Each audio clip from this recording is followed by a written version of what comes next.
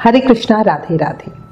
अब आपको अति पावनी वरुथनी एकादशी व्रत की व्रत कथा बताती हूँ। बहुत ही फलकारी पुण्यदायी प्रसंग है, प्रेम और भाव से सुने। वरुथनी एकादशी वाले दिन इस कथा को सुनने मात्र से हमारे पापों का अंत होता है और भगवान मधुसूदन प्रसन्न होते हैं, अपना प्रेम और आशीर्वाद हमें देते हैं।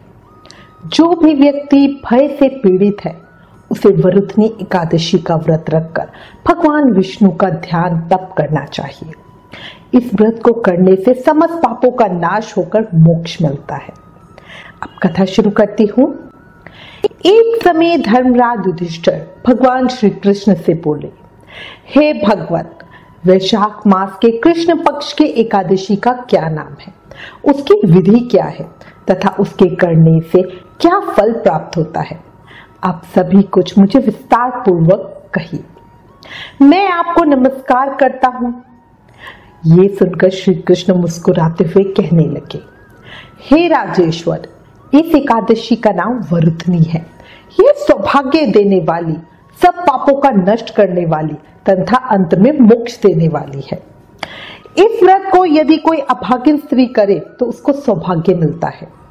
वरुथनी एकादशी के प्रभाव से ही राजा मद्धांता को स्वर्ग की प्राप्ति हुई।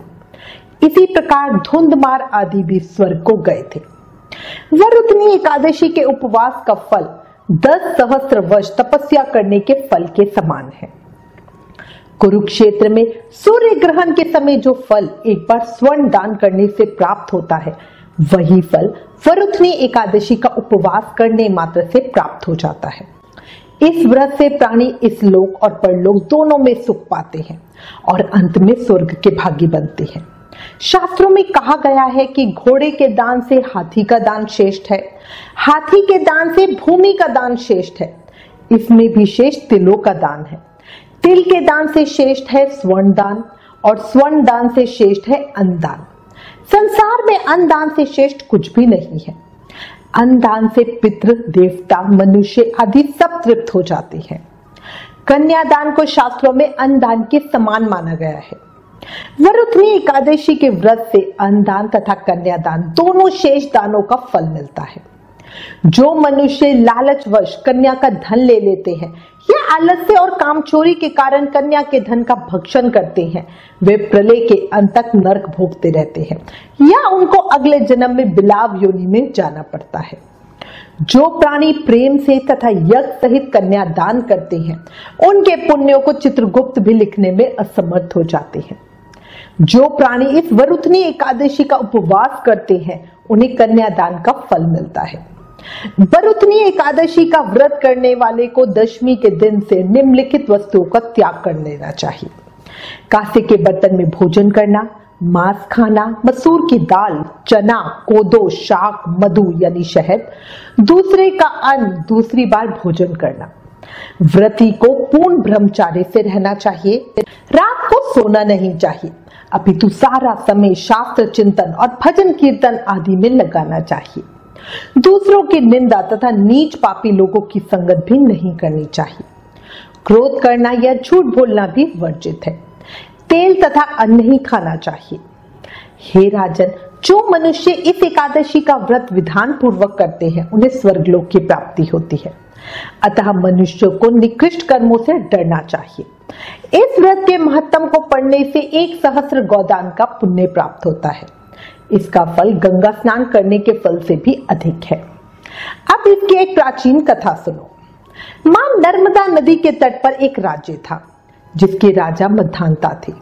वह अत्यंत दानशील तथा तपस्वी था। वह एक बहुत पुण्य आत्मा था, साथ ही भगवान विष्णु के अनन्य भक्त भी था। एक समय राजा ने भगवान विष्णु की तपस्या करने का सोचा और जंगल में चला गया। वहां उसने एक विशाल बरगद के वृक्ष के नीचे अपना आसन लगाया और तपस्या में लीन हो गया।